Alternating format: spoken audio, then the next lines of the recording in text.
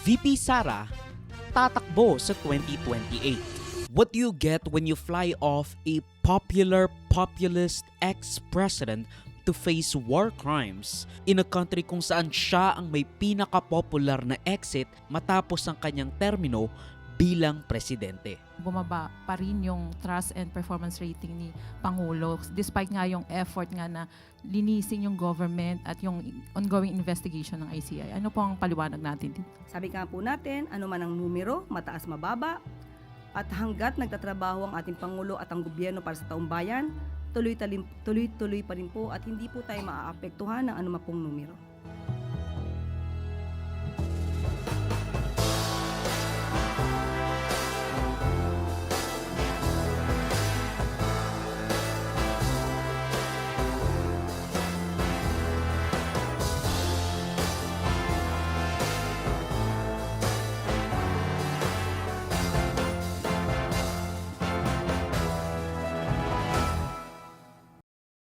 Inannounce na ni VP Sara Duterte ang kanyang intensyong tumakbo sa pagkapangulo in a press conference less than 3 years bago ang 2028 presidential elections. Ako si Sara Duterte. Tatakbo bilang Pangulo ng Pilipinas. Syukran. She framed her decision to run for president sa next national elections ng Pilipinas bilang sakripisyo para sa bayan, reiterating the very same mantra. My life is not mine, but for the Filipino people. Martirang peg. Unlike others, I may not have been born just to chase happiness. Today, I have peacefully accepted that my life is unlike any other. Pinagsisisihan niya rin daw at nagsorry pa nga ng ilang beses. Patawad, patawad, patawad, patawad, patawad, patawad. Dahil daw sa kanyang pag-boost ng kandidatura ni BBM, basically saying na, without me, walang BBM sa Malacanang. Patawad kung tinulungan ko mahalal si BBM bilang Pangulo ng ating bansa. Na nakapagpaalis sa tatay ko at nakapagpahirap sa milyong-milyong Pilipino. Kung hanggang ngayon ay marami pa ring Pilipino ang nalulunod sa baha nang dahil sa malawakang korupsyon. Pero hindi na yan bago dahil noon pa man, sinabi niya na kinausap lang siya ni Amy kasi alam nilang matatalo sila ni Lenny. Pagdating ng late October after deadline ng filing, tumawag sa akin si Senator Amy Marcos. Sabi niya sa akin, pwede ka ba tumakbong Vice President? I'm happy that she was honest enough to say, kasi matatalo kami ni Lenny kung hindi mo dalahin ang Bisaya. Pero may buwelta si Auntie Claire saying na nagtulungan sila ni BBM under the Uniteam umbrella. Kumbaga sinasabi niya, hindi lang ikaw yung breadwinner, hindi lang ikaw yung nagbuhat sa presidency at vice presidency ninyong dalawa kasi nga parehas kayong nasa Uniteam umbrella. Hindi lang ikaw ang naghalal sa inyong dalawa. Kumbaga, team effort ito, hindi lang ikaw ang may dating. Hindi lang ikaw ang may bitaw. At kasunod po nito, humingi siya ng patawad kung tinulungan daw niyang mahalal si BBM bilang Pangulo. Okay, isa-isahin natin. Mas maganda po yan. Humingi siya ng kapatawaran dahil tinulungan niya sa pangangampanya. Tandaan po natin, ang taong bayan ang naghalal kay Pangulong Marcos Jr. Kung ano man po ang natulong niya, pareho naman po sila nagtulungan dahil ito ay uniteam. Kaya wag niya pong suluhin ang credit kung nanalo man ang Pangulo. At nakikita ngayon ng Pangulo, at rather ng mga kababayan natin, kung sino ba nagtatrabaho. Isang working president compared sa vice presidente. She also hit 2 birds with 1 stone kasi nga dinismiss niya. Pinasaringan niya rin yung mga impeachment complaints laban sa kanya saying na pamumulitika lang naman ito dahil nga umalis si VP Sara Duterte sa pagiging DepEd Secretary ni Marcos. Sa unang mga buwan ng aming mga termino, nakita ko na ang kawalan ng katapatan ni Bongbong Marcos Jr. sa mga pangakong binitawan noong kampanya, pati na sa kanyang sinumpaang tungkulin para sa bayan. Dahil hindi ko kinaya na maging bahagi ng 2025 national budget na tadtad ng katiwalian, pinili kong umalis sa kabinete kahit alam ko na mula pa noong 2023 na ang magiging kapalit ay ang aking impeachment. Mga kababayan, After her revelations na si Zaldico at si Romualdez ang may hawak ng budget at milyong-milyong piso ang nakukubra sa kanyang departamento noong siya pa ang DepEd Secretary. Which is, in retrospect, wow, 'di ba? Parang at least with that regard, talagang alam natin nagsasabi siya ng totoo. ang budget ng Pilipinas ay hawak lang ng dalawang tao. Hawak lang siya ni Congressman Zaldico at ni Congressman Martin Romualdez. Yan ang katotohanan. Not to mention the fact na malamang sa malamang talaga nagkaroon ng bayaran ng signatures katulad ng sa People's Initiative campaign Chuvanes ng House ni Martin Romualdez. Kahit hindi directly, mayroong underlying unspoken understanding na may kapalit yung iyong pagpirma ng signature para sa impeachment ni Sara. Kaya nga 'di ba 200 plus na representatives from different districts at party list ang pumirma laban kay VP Sara noong 2025. Maalala rin nating last time lang, Duterte released a video laban sa impeachment complaints na inendorso ng Akbayan party list, particularly the de facto mastermind nito na si Senadora Risa Ontiveros, saying na pamumulitika lang ito dahil ilang beses na rin naman sinabi o pinahiwatig ni Risa na tatakbo siya sa 2028 at kailangan tanggalin si Duterte para hindi na sila makabalik sa kapangyarihan. Magandang araw sa inyo lahat.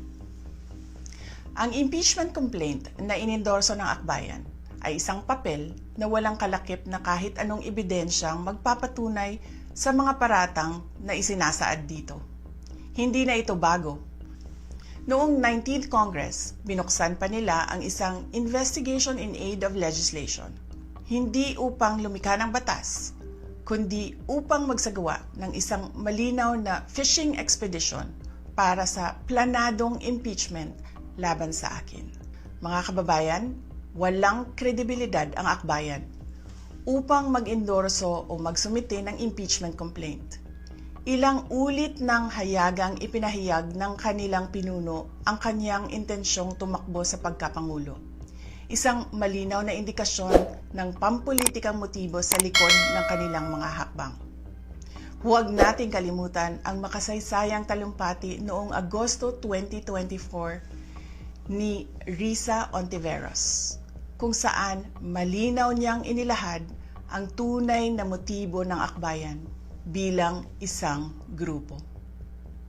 At habang ang anak niya ay may kapangyarihan pa, hindi magiging madali ang ating laban. While VP Sara is in power, the threat of a full-blown Duterte comeback is still a very real and present danger. For one, they are supported by one major superpower, China. Kaya malinaw na lahat ng ito ay isang uri ng harassment at pang-aabuso sa proseso ng impeachment ng grupong Akbayan. Hindi malinaw kung ano ang ipinaglalaban nila para sa kaayusan ng bayan, pero napakalinaw ng kanilang pamumulitika at pagpapahirap sa usaping diplomasya ng ating bansa. Pero bakit parang biglaan naman itong pag-announce niya ng kandidatura, di ba? Actually, hindi. Kasi if you think about it, mayroon siyang matibay na voter base na malamang sa malamang ay lalaki pa lalo to probably take up majority of the Filipino electorate. Kaya when she says she'll be running, best believe na ikakampanya siya ng mga DDS. And the fact na Duterte siya, and kahit wala ka namang accomplishments, kahit wala ka namang masyadong ginawa bilang Vice President, hindi ko tulad ni VP Leni Robredo, which I will not get into, iboboto ka nila kasi nga Duterte ka. They are basically banking on your surname to deliver what FPRRD delivered nung siya ang presidente. Kaso nga di ba ang sinasabi ni FPRRD noon, hindi pang babae. At ayaw niyang maging presidente si Sara kasi hindi nga raw ito pambabae at stress lang siya. The internal misogyny ni Digong, kawawa si Sara kasi she has the power pero ayaw ng kanyang tatay. But desperado na siguro sila kaya push for the DDS candidacy. My daughter, iniudyok Manila, sabi ko, my daughter is not running. I have told Inday not to run kasi naaawa ako sa dadaanan niya na dinaanan ko. Hindi ito pambabae. Alam mo, the emotional setup of a woman and a man is totally different. At pangalawa, impeachment proceedings are coming. Mayroon ng 3 at humabol pa yung pang-4 ni Abante. The message is clear. Kapag bumoto kayo in favor of my impeachment, lalo na yung mga nasa House of Representatives, you may face the wrath of revenge kapag nakaupo na si Sara sa pagkapangulo. And if Rodrigo Duterte is a bellwether or indication of what's coming, abay magtago na kayo dahil katulad nga ni Laila de Lima at Antonio Trillanes, napakulong sila, although si Trillanes hindi napakulong talaga kasi Supreme Court struck down the decision or the executive order na nag-withdraw sa amnesty ni Trillanes. Napakulong pa rin niya si Laila de Lima for more than 6 years. So paano pa kaya itong mga kongresista na malamang sa malamang meron talagang ginawang masama? Sila Trillanes at Laila de Lima, napatunayan wala silang ginawang masama, and even then, walang nahalungkat ang Duterte administration laban kay Laila de Lima at Antonio Trillanes. Kahit na 6 na taon silang nagpuputak-putak, hanggang ngayon nagsasalita pa rin si Laila de Lima at si Antonio Trillanes laban kanila Digong at sa kanyang mga cohorts. Now of course, marami siyang detractor.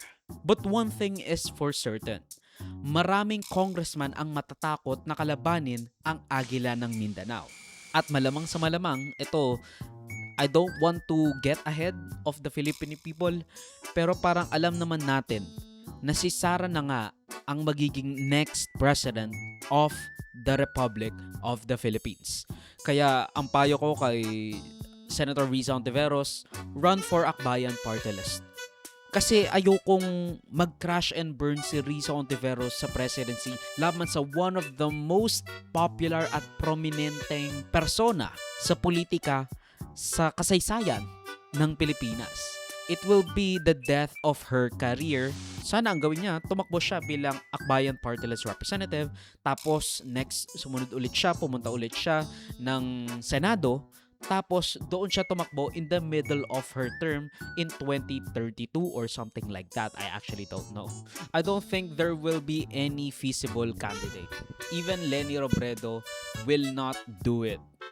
Kahit nasabihin mo na Marcos throws his support at VP Leni, I don't think Marcos has any merit or at the very least hatak o bitaw sa Filipino people. Of course, maraming loyalista pa rin. Pero will it be enough?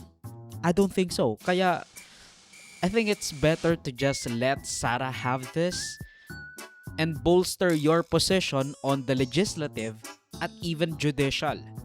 Lalo na at si Ombudsman Remulla, ombudsman pa rin. So, at least in that instance, at least in that place, meron tayong 3 to 4 years of Ombudsman Remulla without a Duterte-appointed ombudsman. So I think it won't be wise politically to run against Sara Duterte. But of course, kung walang lalaban, kung lahat takot, walang pag-asa ang Pilipinas. So you know what? Don't take my advice. Kasi pwede ka pa rin naman tumakbo 3 years after bilang senador o kaya naman bilang party list representative.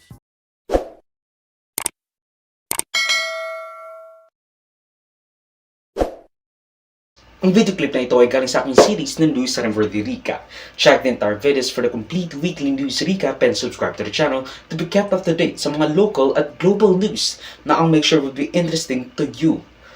Particularly you, whatever your name is. Hindi ko alam, sorry. Salamat sa panonood mga ka-farmy. Like, subscribe, follow me like sa socials and avoid Joseph that will be linked down below. So, susunod of course. Paalam.